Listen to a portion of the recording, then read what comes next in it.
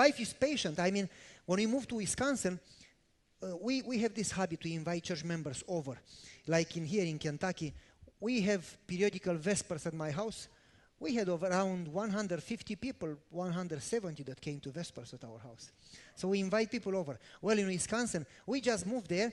We just bought furniture, and I don't like buying cheap stuff. I am too poor to afford cheap stuff, you know. So I got quality furniture. And my wife always says, honey, are you sure you can afford that? I said, honey, we cannot afford less than that. And so I got the new furniture, and we put the furniture in the house, and we invite the church members, and they come Friday night, and they bring the kids. They have children, you know. If they were my children.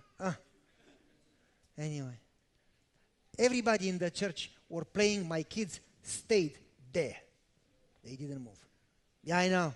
You think I exaggerate. But our kids love us and we love them and we have a good connection. In every vacation, our kids go with us. Even now, Gabe is 28 and Ovi is 24.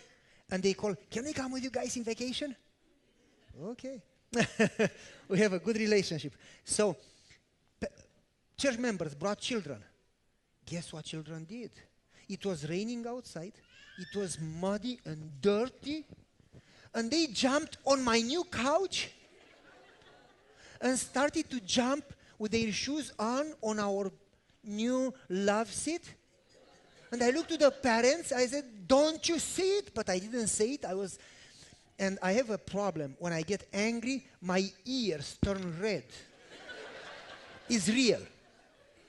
And my wife comes from the kitchen, and she sees my ears, and she's like a red flag, and she says, honey, please come now.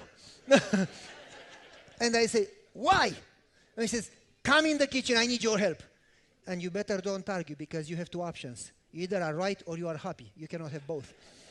So I go in the kitchen, I said, how can I help you? And she says, your ears are red.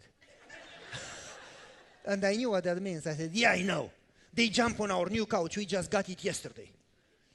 And she says, honey, you got to make up your mind. You love furniture or you love children? You love people. I said, it doesn't connect. They don't exclude each other. I can love both. She said, no, you cannot. You cannot love everything. You got to decide what you love really. And I said, honey, I love people, but they should not jump on my couch. I said, then you love the couch. I said, but they should not ruin. And she said, are you arguing with me? I said, no. I don't argue with you. But does it make sense? It was so expensive. And she said, it's going to burn in the fire, honey.